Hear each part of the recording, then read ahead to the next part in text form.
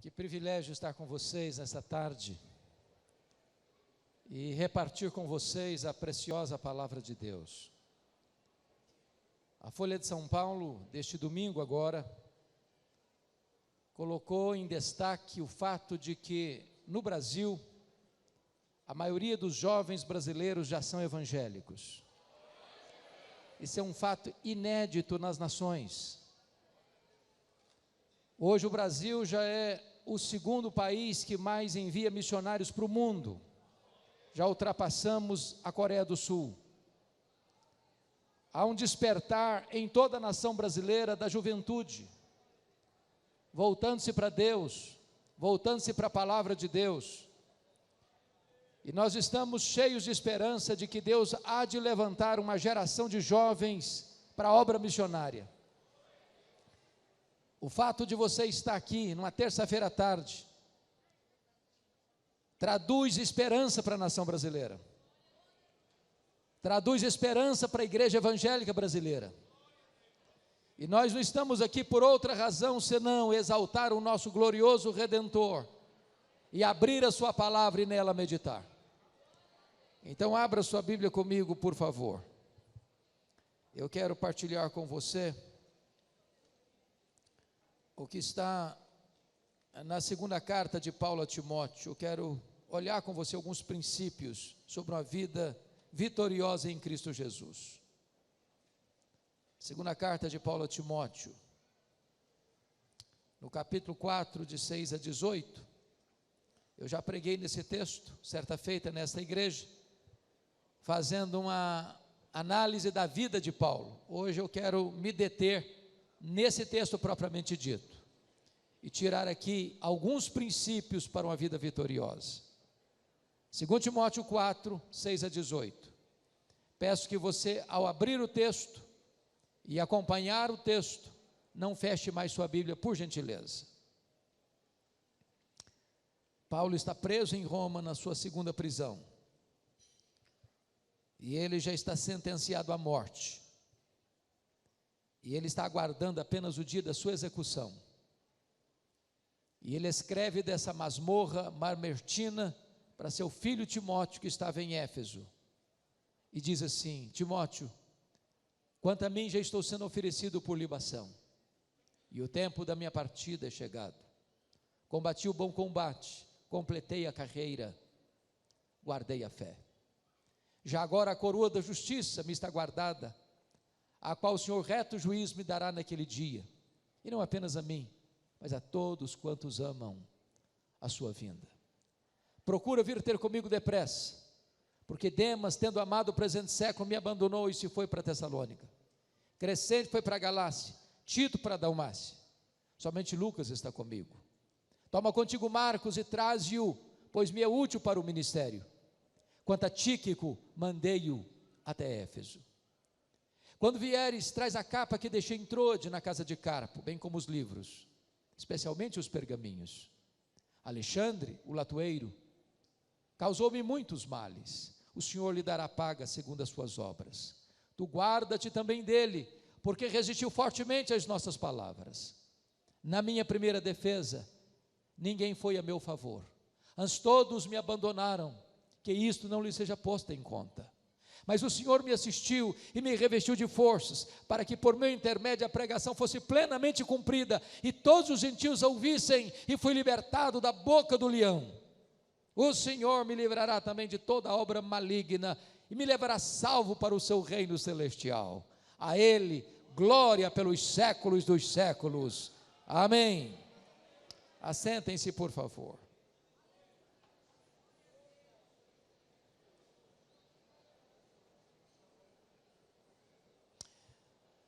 Todos vocês bem sabem que Paulo, sendo o maior bandeirante do cristianismo, maior teólogo, maior pastor, maior missionário, maior plantador de igrejas da história do cristianismo, esteve preso em Roma 2 vezes. A primeira vez nos anos 61, 62. A segunda prisão nos anos 66, 67. Na primeira prisão, quem estava por trás conspirando contra ele eram seus irmãos, os judeus. Na segunda prisão, quem estava conspirando contra ele era a pesada máquina do Império Romano. Na primeira prisão, Paulo foi preso como um apóstolo, como um pregador do Evangelho. Na segunda prisão, Paulo foi preso como um malfeitor, acusado de ser um bandido, um criminoso. Na primeira prisão, Paulo tinha liberdade para receber pessoas, porque morava ou estava preso numa casa alugada. Mas na segunda prisão, Paulo foi jogado numa masmorra úmida, fria, insalubre, mal cheirosa, de onde as pessoas saíam leprosas ou para o martírio, a masmorra mamertina. Na primeira prisão, Paulo orou para sair, pediu oração para sair e saiu de fato. Na segunda prisão, ele não pede oração para sair, ele não ora para sair, porque ele escreve esta carta desta prisão como alguém já sentenciado à morte, no corredor da morte, aguardando o dia da sua execução. Talvez você pergunte nesta tarde assim: por que Paulo foi preso a segunda vez em Roma? O que aconteceu? E todos vocês sabem a tragédia que foi no dia 17 de julho do ano 64. A cidade de Roma, maior cidade do mundo, mais populosa, mais rica e mais poderosa cidade do mundo, a capital do império, foi incendiada. Um incêndio devastador de 7 noites e 6 dias.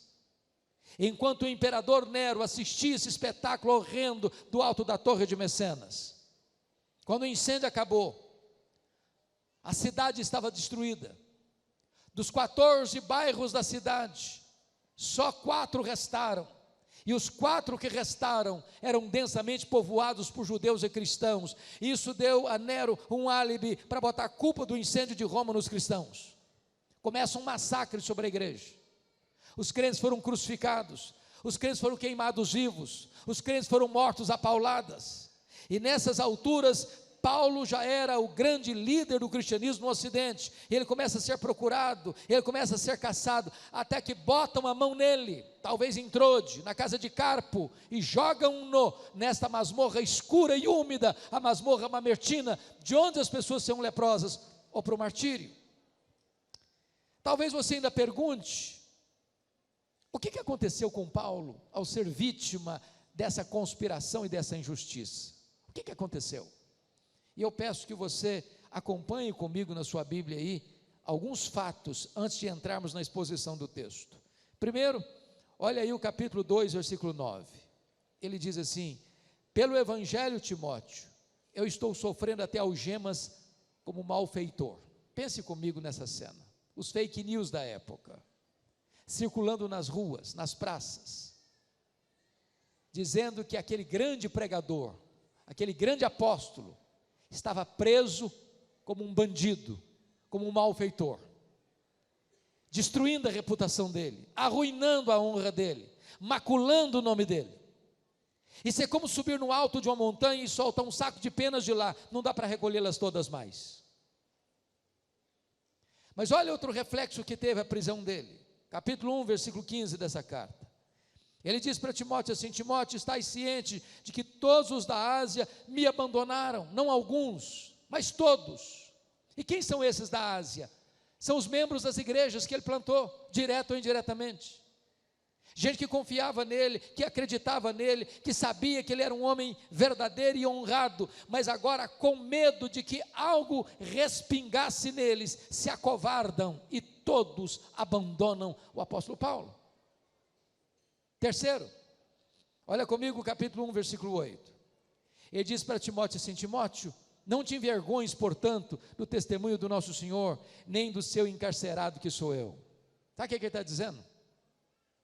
Ele está dizendo o seguinte: Timóteo, até você, meu filho, você que é o mais próximo colaborador que eu tenho, está com vergonha de mim? Até você está constrangido, Timóteo? Até você está acovardado, Timóteo? E Timóteo está com vergonha de se apresentar e dizer: esse homem é meu pai na fé, esse homem é um homem honrado, ele não é um bandido, ele não é um malfeitor, ele não é um criminoso, nesse homem eu confio. Até Timóteo se acovarda. Mas olha mais comigo, capítulo 4, 16, Vocês sabem que até hoje, vocês jovens que estudam direito, e mesmo aqueles que não estudam sabem disso, é que o direito romano se estuda até hoje nas melhores universidades do mundo. Mesmo Paulo sendo acusado de um crime tão grave, ele teve direito de defesa. Marcaram uma primeira audiência para ele se defender, para ele apresentar testemunhas. Está aí no capítulo 4:16, na minha primeira defesa, ninguém foi a meu favor, antes todos me abandonaram. Quando Paulo vai para aquela audiência, na expectativa de que haveria muita gente lá para defendê-lo, quando ele chega lá, não tem ninguém para dar uma palavra em favor dele, e ele então é julgado à revelia de qualquer testemunha. Qual foi o resultado? Ele sai desta primeira audiência condenado à pena de morte. É isso que ele diz no capítulo 4:16, o tempo da minha partida é chegado, eu já estou sendo oferecido por libação. Portanto, este homem escreve no corredor da morte. E eu pergunto a você, jovem que está aqui hoje, o que um homem no corredor da morte tem para dizer para você, jovem, hoje, 25 de fevereiro de 2020? Que palavra esse homem tem para encorajar o seu coração hoje? Que verdade nós encontramos nesse texto hoje, que pode levantar você e encorajar você a ser um jovem bem-sucedido? Com a Bíblia aberta comigo, eu quero repartir com você esses princípios. Primeiro princípio, está aí no versículo 9, confira aí. Ele diz para Timóteo assim: Timóteo, procura vir ter comigo depressa. O princípio é esse: quando a crise bater à porta da sua vida, tenha humildade e tenha coragem de pedir ajuda. Não fique sozinho.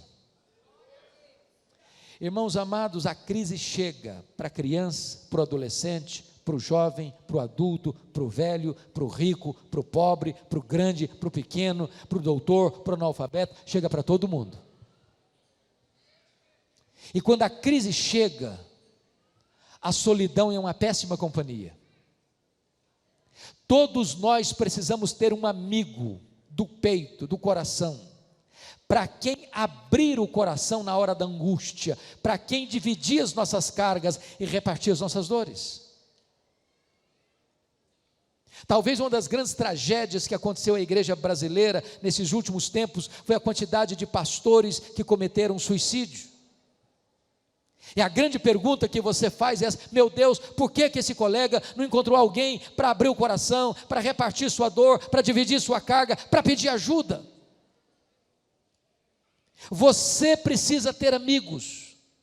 Eu não estou falando de colegas, não estou falando de amigo de Facebook, eu não estou falando de seguidor de Instagram, eu estou falando de amigo que você possa chegar e dizer: corra para cá, vem estar comigo, eu preciso da sua companhia, eu preciso do seu ombro amigo, eu preciso da sua ajuda, eu preciso que você me ajude a carregar esse fardo e essa dor.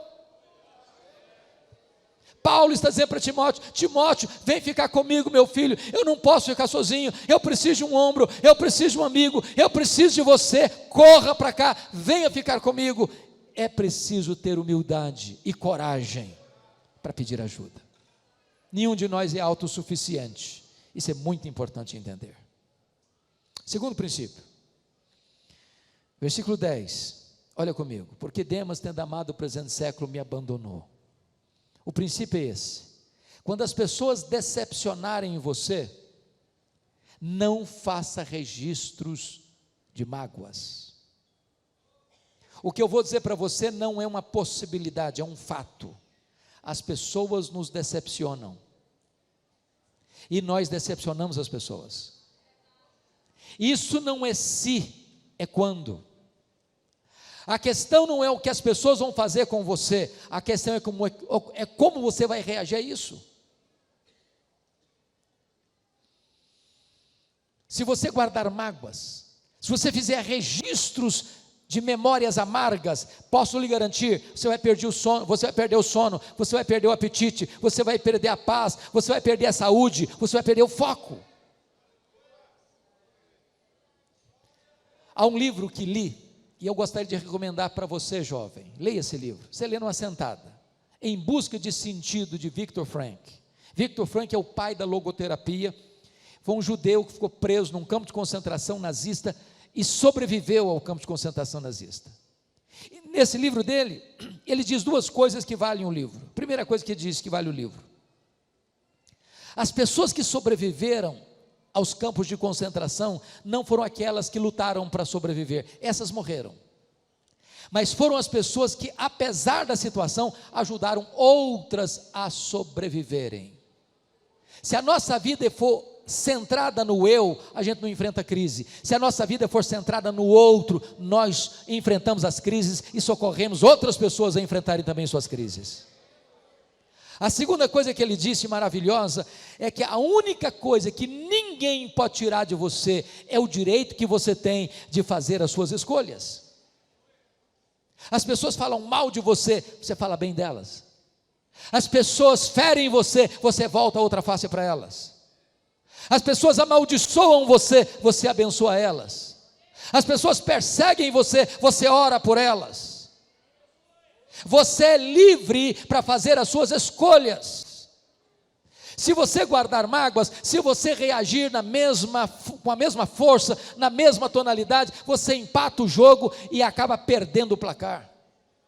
Mas se você resolver, as pessoas fazem mal para você, as pessoas viram as costas para você, as pessoas abandonam você, as pessoas decepcionam você, as pessoas machucam você, mas você não para, você segue a caminhada, você bota o pé na estrada e continua avançando, não fazendo registros de mágoas. Terceiro princípio, olha comigo o versículo 11, toma contigo Marcos e traze-o, pois me é útil para o ministério. Essa frase aí, toma contigo Marcos e traze-o, pois me é útil para o ministério, só pode ser entendida mediante mais dois textos da Bíblia. E o princípio que eu vou trabalhar com você agora é este: quando você, jovem, perceber num dado momento da vida que você não foi delicado com alguém, ou machucou alguém com palavras ou atitudes, tenha coragem de rever isso e pedir perdão.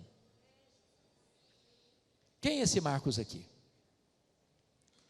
O primeiro texto que você precisa entender é Atos 13:13. Esse Marcos acompanhou os dois missionários, Barnabé e Saulo, na primeira viagem missionária. Quando chegaram em Perge da Panfilha, esse Marcos voltou para a casa dele em Jerusalém, abandonando os apóstolos, abandonando os missionários. A pergunta é: por que o Marcos abandonou os dois missionários? A Bíblia não responde isso. Mas quando você faz uma leitura, nas entrelinhas do texto, você pode encontrar três possíveis respostas. Primeira resposta: ele era muito jovem, e ele pensou que missões fosse turismo. Quando ele percebeu que não era turismo, ele se decepcionou e voltou. Pode ser uma possibilidade. Segunda possibilidade: quando ele sai de Antioquia, quem liderava a caravana missionária era o primo dele, o Barnabé. No meio do caminho, em Pafos, a liderança sai da mão de Barnabé e vai para a mão do Paulo. Ele deve ter pensado: sob a liderança do meu primo, eu tinha coragem de ir, na liderança do Paulo, eu não vou. Terceira possibilidade, eu acredito nessa. Está escrito em Gálatas capítulo 4, que Paulo pregou o evangelho pela primeira vez na Galácia, por causa de uma enfermidade física. Pergunta: que enfermidade física era essa? A enfermidade que o próprio Paulo disse que era um espinho na carne, mensageiro de Satanás, para lhe esbofetear, a fim de que ele não se ensoberbecesse. Prestem atenção que o espinho na carne de Paulo não veio de Satanás, o espinho na carne de Paulo veio de Deus. E por que você sabe que veio de Deus? Por causa do propósito, para que ele não se ensoberbecesse. Mas como é que Satanás batia na cara dele então com esse espinho? Porque esse é o papel de Satanás. Quando a providência de Deus é carrancuda na nossa vida, e às vezes é, Satanás chega e diz assim para você: está vendo aí, você não é crente, você não é um jovem crente, você não é um jovem fiel a Deus, está passando essa magrela aí, está passando essa dificuldade aí, se Deus amasse você mesmo, você não estava nessa não. Satanás está querendo passar a seguinte ideia: ser crente é viver numa redoma de vidro. Não, isso Jesus nunca prometeu, nem para você, nem para mim. Ele não prometeu que você não teria aflição, Ele prometeu estar com você todos os dias, até a consumação dos séculos. Diz os historiadores que Paulo pega aqui nessa região de perto da Panfilha, que era uma região alagadiça e pantanosa, uma malária, que dava uma dor de cabeça alucinante, que era como passar ferro em fogo no cérebro, na cabeça. Isso afetava inclusive a visão, e tanto é fato que quando Paulo chega lá na Galácia, os crentes, se possível, teriam arrancado os próprios olhos para dá-los a Paulo. Então esse jovem Marcos deve ter pensado assim: eu estou muito novo para ficar doente, eu vou voltar para a casa da minha mãe. E abandonou os 2 missionários. O segundo texto que você tem que entender é Atos 15, 36 a 41. Depois do concílio de Jerusalém, Paulo chega para Barnabé e diz assim: Barnabé, vamos visitar as igrejas que nós plantamos, vamos fortalecer aqueles irmãos que nós ganhamos para Cristo. E Barnabé disse: vamos, Paulo, com um detalhe, eu quero levar comigo meu primo João Marcos. Diz a Bíblia que Paulo respondeu assim: eu não acho justo levarmos aquele que nos abandonou desde perto da Panfilha. É claro que o texto está muito polido, mas eu acho que não foi bem assim. Eu vou tentar parafrasear o que aconteceu. Acho que foi mais ou menos o seguinte: ô Barnabé, agora que a igreja decidiu que não é preciso mesmo circuncisão para alguém entrar na igreja, para ser recebido na igreja, o caminho está aberto, a teologia está boa, o caminho doutrinário foi corrigido. Então, Barnabé, vamos voltar, vamos visitar aquelas igrejas que nós plantamos, vamos encorajar aqueles irmãos que nós ganhamos para Cristo. Barnabé disse: vamos sim, Paulo, eu também estou muito animado. Sabe de uma coisa, Paulo? Lembra do meu primo? É claro que eu lembro, né, Barnabé? Sabia, Paulo? Ele quer voltar com a gente. Barnabé, o Paulo fechou a cara e disse: não, de jeito nenhum, comigo não vai não. Não, Paulo, mas ele amadureceu, ele está querendo ir agora. Não, comigo não vai não, Barnabé. Não, Paulo, mas você está sendo intolerante, vão dar uma chance para o rapaz. Comigo não vai não, Barnabé. Mas Paulo, por favor, vão dar uma chance para o menino. Comigo não vai, Barnabé. Houve tal desavença entre Paulo e Barnabé por causa desse Marcos, que eles não caminharam juntos mais.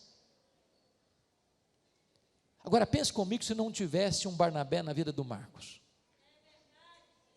Você já se sentiu descartado alguma vez? Você já se sentiu escanteado alguma vez? Algum dia você chegou num grupo e o grupo se desfez porque parecia que você era persona não grata ali no meio? Diz a Bíblia que o Barnabé pegou esse Marcos, levou para Chipre, e Barnabé investiu nesse Marcos. Mais tarde Pedro discipulou esse Marcos, mais tarde esse próprio Marcos ajudou Paulo, e esse Marcos foi o primeiro homem a escrever um evangelho. O primeiro evangelho a ser escrito foi o evangelho de Marcos. Foi uma bênção nas mãos de Deus. Aí Paulo também foi uma bênção nas mãos de Deus por onde andou, por onde passou, plantando igrejas, fortalecendo os crentes, Deus abençoando o ministério dele. Aí Paulo está preso, Paulo está no corredor da morte, Paulo está aguardando o dia da sua execução, fazendo uma faxina na sua alma. Lembrou do Marcos. Aí ele escreve para o Timóteo assim: ô Timóteo, meu filho, quando você vier, traz o Marcos aí com você, porque ele me é útil para o ministério. Sabe o que Paulo está dizendo aqui? Você nunca é tão grande como quando você é humilde. O que Paulo está nos ensinando aqui é que você não perde a sua autoridade espiritual ao reconhecer seus erros e pedir perdão. O que Paulo está nos ensinando aqui é que nós devemos construir pontes de reconciliação, onde um dia nós cavamos abismos de mágoas. O que Paulo está nos ensinando aqui é que nenhum de nós pode avançar na caminhada da vida cristã deixando pessoas feridas no meio do caminho. O que Paulo está nos ensinando aqui é que não estamos preparados nem para viver, nem para morrer, se tem pendências de mágoas nos nossos relacionamentos. É preciso ter coragem e humildade para pedir perdão. Quarto princípio, confira comigo, por favor, versículo de número 13. Aliás, versículo de número 13. Quando você vier, meu filho, traz a capa, traz os livros, mas especialmente traga para mim os pergaminhos. Esses pergaminhos aqui, queridos jovens, eram cópias das Escrituras. Agora preste atenção, o princípio que eu quero destacar é esse. Por mais difícil que seja a realidade que você esteja vivendo, nunca perca o ânimo, o entusiasmo pelo estudo da palavra de Deus. Paulo está preso. Paulo está sendo acusado injustamente. Paulo está sendo abandonado pela igreja que ele plantou, pelas igrejas que ele plantou. Paulo está sendo abandonado pelos amigos mais íntimos. Paulo está enfrentando um frio sem uma capa sequer para usar. Paulo está velho. Paulo está cheio de cicatrizes. Ele está com a sua sentença de morte lavrada. Mas ele diz para Timóteo o seguinte: ô Timóteo, quando você vier, meu filho, traz aí meus livros, traz aí meus pergaminhos, porque enquanto eu tiver um fiapo de vida, meu filho, eu quero estudar mais a Bíblia. Enquanto eu tiver fôlego nos meus pulmões, eu quero estudar mais a Bíblia. Enquanto tempo eu tiver, eu quero me aprofundar mais na palavra de Deus. Isso para nós é uma lição, porque tantas vezes, meus irmãos, nós temos todo o tempo, nós temos saúde, nós temos juventude, nós temos vigor, e quantas vezes nós não nos dedicamos ao estudo da palavra de Deus? Eu acho que nós vivemos hoje numa geração fenomenal. Hoje você tem Bíblia de estudo, de tudo enquanto é jeito que você quiser. Tem Bíblia de estudo para criança, para adolescente, para jovem, para casais, para adultos, para terceira idade, para empresários, para empregado, para desempregado, para do jeito que quiser. E as pessoas fazem coleções de Bíblias de estudo. Aí você chega na igreja às vezes e pergunta assim: meus irmãos, nós vamos abrir Bíblia lá em Miqueias. O cara começa a procurar o Miqueias lá em Apocalipse.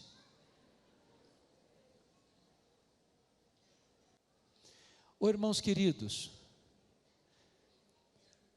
eu fico muito feliz, queridos pastores, de ver uma juventude como essa, numa terça-feira à tarde, para buscar a Deus. Podem ter certeza disso, os grandes avivamentos da história não começaram com os teólogos, não começaram com os professores de seminário, não começaram com os doutores. Os grandes avivamentos da história começaram com jovens. Jovens. E eu quero encorajar você que está aqui a estudar a palavra de Deus, a ser um crente bereano, a dedicar o seu coração para buscar a Deus, para ler a Bíblia, para meditar na Bíblia, para viver a Bíblia, para pregar a Bíblia. Você não abrir mão disso em nome de Jesus, você não ficar escutando as muitas vozes do mercado da fé, mas você se introduzir neste livro e amar este livro e meditar neste livro, e de dia e de noite, e não importa o problema, e não importa a dificuldade, você vai amar este livro, você vai comer este livro, você vai se alimentar deste livro e vai viver uma vida plena em Deus. Quinto princípio, olha comigo por favor, versículo 14. Alexandre o latoeiro causou-me muitos males, o Senhor lhe dará paga segundo as suas obras. O princípio aqui é este: quando alguém deliberadamente fizer o mal a você, tome a decisão de não revidar, de botar essa causa nas mãos de Deus, e quanto a você, perdoe essa pessoa. Diz os historiadores, irmãos, que esse Alexandre o latoeiro foi quem delatou o apóstolo Paulo, culminando na sua segunda prisão e no seu consequente martírio. É claro que às vezes as pessoas ficam chateadas com a gente, e a gente nem fica sabendo. Eu não sei quanto aos pastores, meus colegas aqui, como é que acontece com vocês. Talvez vocês sejam mais espirituais do que eu, isso nunca tem acontecido na sua vida, mas comigo acontece.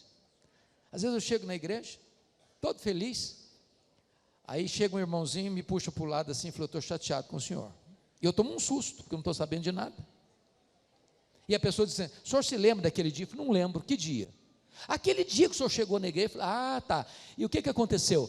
Pois é, estava lá um grupinho, o senhor chegou e falou: ô fulano, ô Beltrano, ô ciclano, tudo bem, tudo bem, tudo bem. O senhor não falou meu nome. O senhor não falou meu nome. O senhor me desprezou. E você não tem consciência disso. Foi um lapso de memória. Mas a pessoa fica magoada com você. Se ela não vier conversar com você, você nunca vai pedir perdão para ela, porque você não está lembrado de nada. Agora é muito diferente quando a pessoa planeja, maquina, urde, conspira para pegar você, para apunhalar você pelas costas, para puxar o seu tapete. O que é que você faz numa hora dessa? Dá o troco? Paga na mesma moeda? se vinga. Bom, crente não faz isso, né, irmãos? Crente é uma benção. Não, crente não faz essas coisas. Mas você diz o seguinte: fulano, eu não vou fazer não, mas a sua hora vai chegar, a sua hora vai chegar. E quando a sua hora chegar, eu vou te garantir uma coisa: a minha vitória vai ter sabor de mel. Aí a hora chega, e aí você não manifesta isso externamente, mas lá no coração você está vibrando: fulano, a sua hora chegou, a sua hora chegou. Não, esse não é o nosso papel. Seu papel, meu amado, é perdoar, e entregar essa causa para Deus,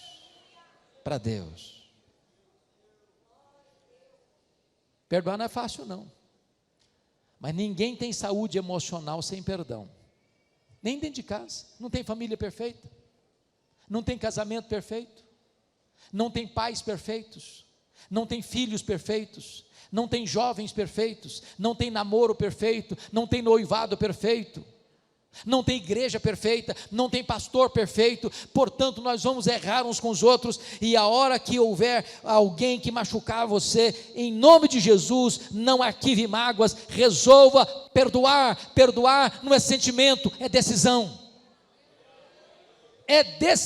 Eu resolvo perdoar. Talvez a dor mais aguda que eu já senti na vida foi no dia 2 de agosto de 1982, quando um irmão com 27 anos foi assassinado com 11 golpes de faca pelo seu primo primeiro, todos mortais. A dor foi tão avassaladora que quando eu recebi a notícia do assassinato do meu irmão, eu perdi a voz. Quando Deus restaurou a minha voz, a primeira palavra que Deus botou na minha boca foram essas: eu perdoo o assassino. Eu não tenho outra opção. Ou perdoo ou adoeço, ou perdoo ou a minha vida vira um inferno, ou perdoo ou tenho que abandonar o ministério. Mas eu quero dizer para você nesta tarde que o perdão é maior que o ódio. O perdão cura, o perdão liberta, o perdão restaura, o perdão é a asepsia da alma, o perdão é a faxina da mente, o perdão é a alforria do coração. Tome a decisão de perdoar e de entregar essa causa para Deus. Você não sabe fazer isso, eu não sei fazer isso, nós não sabemos fazer isso. É por isso que a Bíblia diz: a mim me pertence a vingança, diz o Senhor. Quanto a você e eu, o nosso papel é vencer o mal com o bem. Sexto princípio, olha comigo por favor, versículo 16: na minha primeira defesa ninguém foi a meu favor, antes todos me abandonaram, que isso não lhe seja posto em conta, mas o Senhor me assistiu e me revestiu de forças, para que por meu intermédio a pregação fosse plenamente cumprida e todos os gentios ouvissem. Sabe qual é o princípio aqui? Ainda que você viva um momento difícil na vida, a ponto das pessoas mais próximas deixarem você e virarem as costas para você, entenda uma coisa: Deus nunca vai desamparar você. Namorado pode abandonar, namorada pode abandonar, noivo pode abandonar, noiva pode abandonar, marido pode abandonar, mulher pode abandonar, irmãos podem abandonar, igreja pode abandonar, as pessoas à sua volta podem abandonar, mas Deus nunca vai deixar você. Ele está do seu lado, Ele assiste você, Ele consola você, Ele segura você na sua mão, com a sua mão forte e poderosa. Você nunca vai estar sozinho na caminhada da vida. O seu Deus é o seu refúgio, é o seu amigo, é o seu amparo, é a sua fortaleza. Ele é torre forte no dia da dor e da angústia. Saiba disso, jovem, você nunca vai estar sozinho. Sétimo princípio, confira comigo por favor, versículo 21. Paulo diz para Timóteo assim: Timóteo, apressa-te a vir antes do inverno. E o princípio é este: há coisas que ou você faz hoje, ou você nunca mais vai ter chance de fazer amanhã.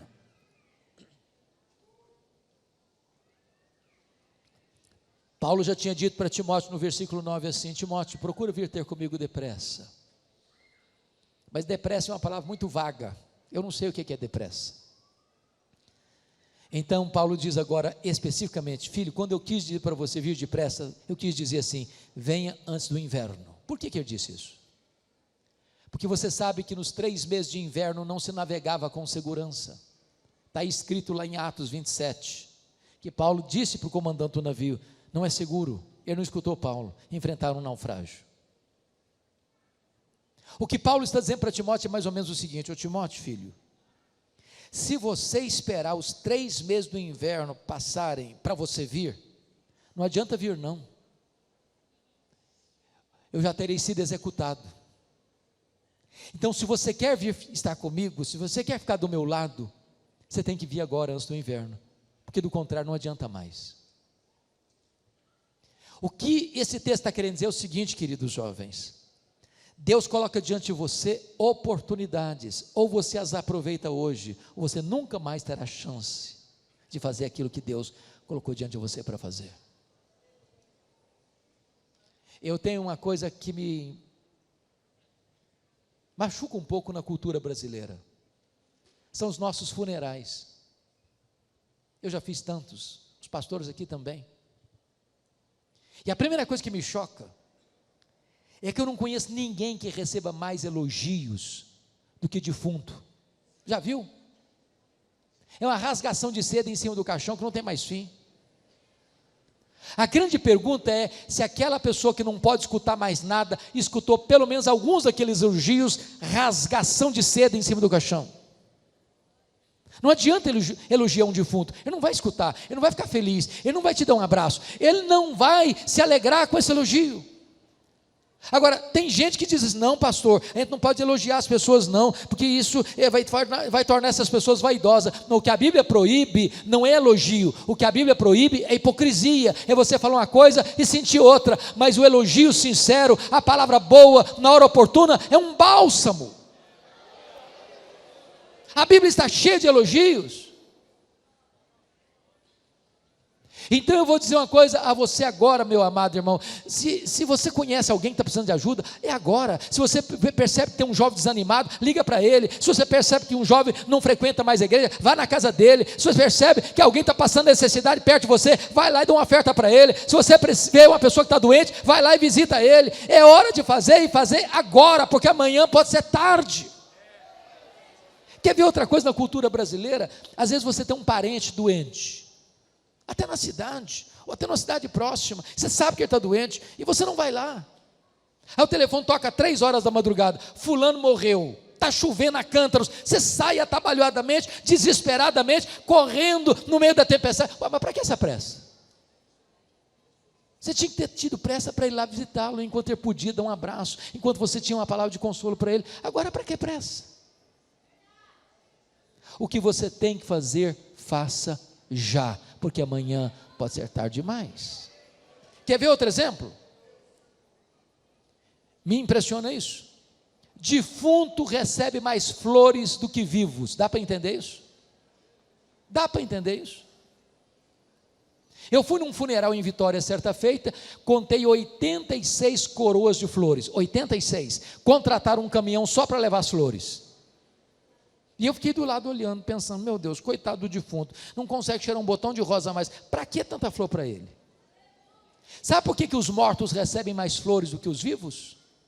É porque a voz do remorso é mais forte do que a voz da gratidão.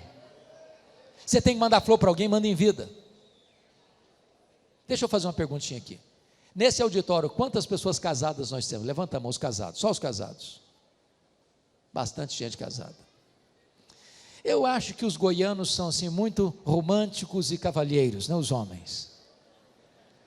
Todo marido leva flor para a esposa no aniversário da esposa, no aniversário de casamento, no aniversário da sogra. Não se esquece essas datas, não é verdade?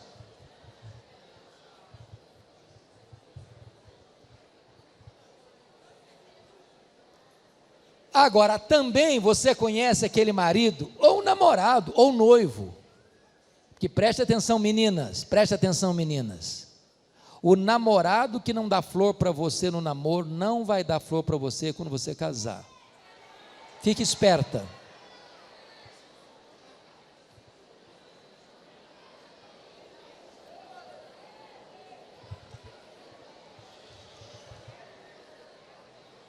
Então pensa bem. Se você pensa que vai ficar mais romântico depois de casar, vai não. Agora deixa eu fazer uma brincadeirazinha aqui. Aquele maridão que nunca levou um buquê de flores para a esposa, no dia que a abençoada morrer, esse mesmo maridão vai na floricultura e encomenda uma coroa. Nem pede desconto. Nem pede desconto. A coitadinha que nunca ganhou um buquê de flor na vida, ganha uma coroa de flor na morte. Dá para entender isso? Não dá para entender. O que você tem que fazer, faça hoje, porque amanhã pode ser tarde demais. O último princípio que eu quero partilhar com vocês, o último princípio, está aí no versículo 18, confira comigo, parte B do versículo. A Ele, glória pelos séculos dos séculos, amém. O último princípio é esse. A melhor maneira de você fechar as cortinas da vida e encerrar uma carreira é dando a Jesus toda a glória que Ele merece. Oh, irmãos queridos, o apóstolo Paulo, já velho, cheio de cicatrizes, passando frio, acusado injustamente, abandonado pelos irmãos, sentenciado à pena de morte, está aguardando o dia da sua execução. Esse dia chegou. Esse dia chegou. E eu fico imaginando que quando o carrasco foi lá naquela prisão imunda, escura, para chamar Paulo, para levá-lo para o local de execução, enquanto está indo para o local de execução, ele deve ter pensado o seguinte, no que escreveu para Timóteo: valeu a pena, Timóteo, valeu a pena, Timóteo. Sabe por quê? Porque eu combati o bom combate, porque eu completei a carreira, porque eu guardei a fé. Queridos pastores, quando a gente é mais jovem, a gente entra em muito combate, que às vezes tem muita luta e muito esforço, mas nenhum resultado. Quando a gente vai ficando mais velho, a gente começa a perceber que tem luta que não vale a pena lutar. Se a luta não for boa, não entra nela não. Não entra nela não.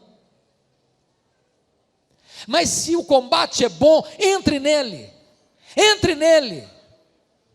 Eu combati o bom combate.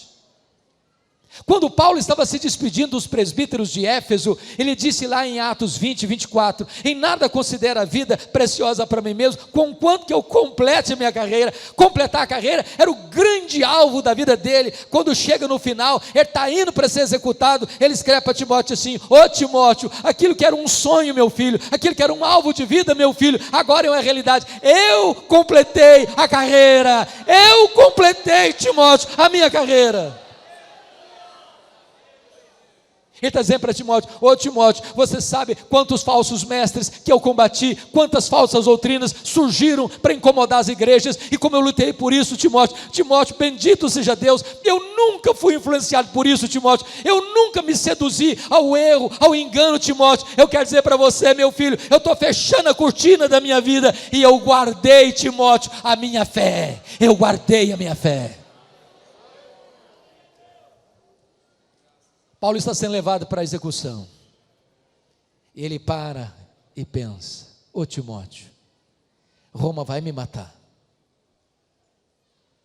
Mas sabe, Timóteo, na verdade, pensando melhor, eu vou me entregar.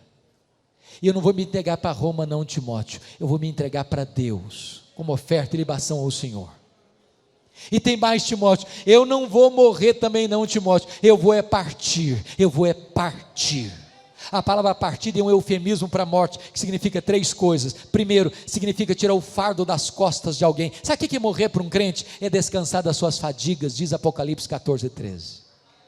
Nós pastores, quantas vezes já fomos no hospital visitar ovelhas queridas, que lutavam bravamente para sobreviver, pele e osso, tomando morfina, um balão de oxigênio, dores terríveis.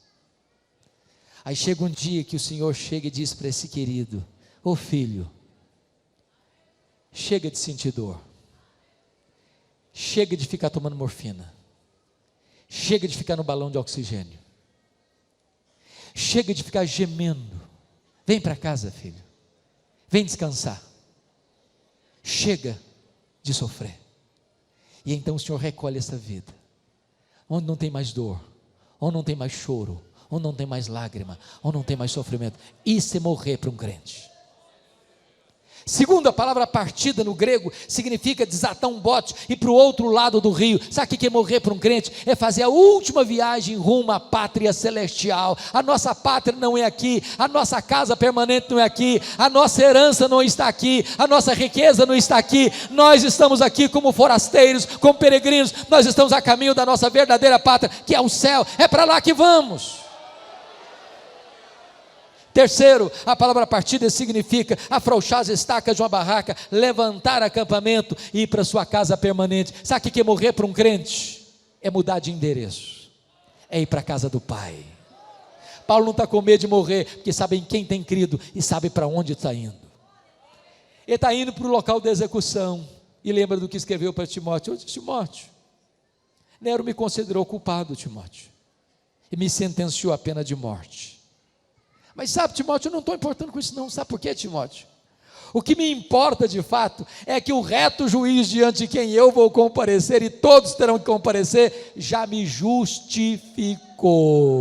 Não tem mais nenhuma culpa sobre mim. Eu estou quites com a lei de Deus, eu estou quites com a justiça de Deus. Eu já fui declarado sem culpa diante do tribunal de Deus. Toda a justiça do Filho de Deus já foi depositada na minha conta. Então, Timóteo, na verdade, eu estou indo receber a coroa da justiça. É por isso que antes de botar a cabeça no cepo, para a espada de Roma tosar-lhe a cabeça, a última palavra de Paulo, escrita na Bíblia, antes do amém final, da liturgia da sua vida, foram essas palavras: a Ele, glória pelos séculos dos séculos, amém. Não importa a idade que você tem, a única e melhor maneira de fechar as cortinas da vida é dar a Jesus toda a glória devida ao seu nome. Que Deus abençoe você, jovem. Que Deus revista você com poder. Que diante das lutas da vida, que diante dos descaminhos da existência, que diante das muitas vozes que vão ecoar nos seus ouvidos, você nunca, nunca, nunca perca de vista o seu Salvador. Que você nunca se aparte deste livro, nem para a direita, nem para a esquerda. Que você seja cheio do Espírito Santo.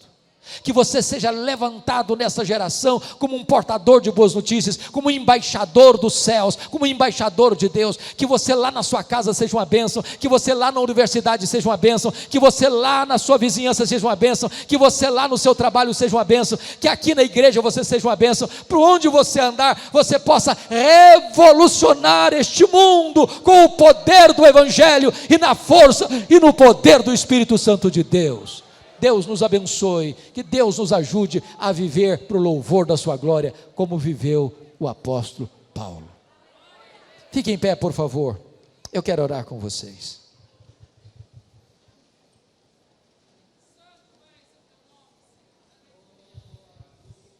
Oh, amados irmãos, Deus está fazendo coisas grandes e novas neste país, e eu não tenho dúvidas de que isso está acontecendo porque estamos vendo uma juventude se voltando para Deus e para a palavra. Queridos pastores, eu estava testemunhando para os colegas que me buscaram lá em Brasília hoje. Eu estava indo pregar numa igreja Assembleia de Deus em São Paulo, e o pastor me disse assim: pastor Hernandes, a juventude da minha igreja, se você falar para eles assim, eu vou trazer hoje o maior cantor gospel do Brasil, ele disse: a moçada não fica tão animada para vir não, mas se eu falar para a minha moçada assim, hoje vai ter alguém expondo a Bíblia, eu preciso arrumar mais espaço, porque não tem condições de abrigar todo mundo que vem.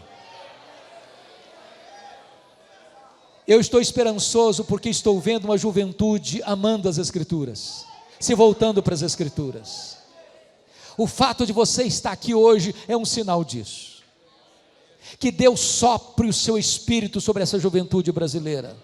Que Deus traga um grande avivamento para os jovens evangélicos brasileiros. E notem, irmãos, vocês precisam ser pioneiros nessa busca.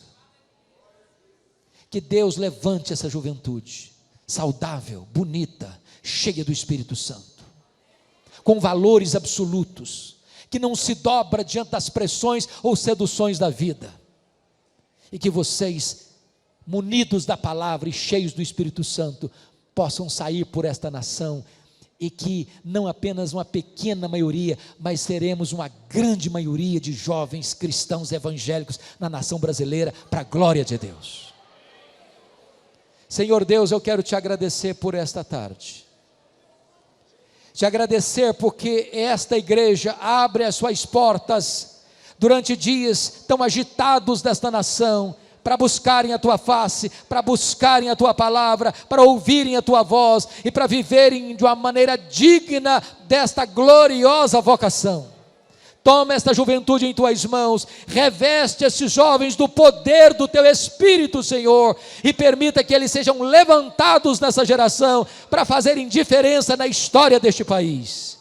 Levanta, meu Deus, jovens vocacionados para o ministério. Levanta, Senhor, jovens vocacionados para a obra missionária. Levanta, Senhor, jovens vocacionados para a liderança política deste país. Levanta, Senhor, jovens vocacionados para serem grandes empresários. Levanta, Senhor, jovens cheios do Espírito Santo para o comércio, para a indústria, para a educação, para a saúde, para todas as frentes e áreas dessa nação, para que a tua igreja seja sal, seja luz, seja uma embaixada dos céus na terra, para levar a tua palavra aos quatro cantos deste país, e para fazerem reverberar a voz missionária para todos os rincões do mundo, para a glória do teu nome, em nome de Jesus, amém e amém. Assentem-se, por favor.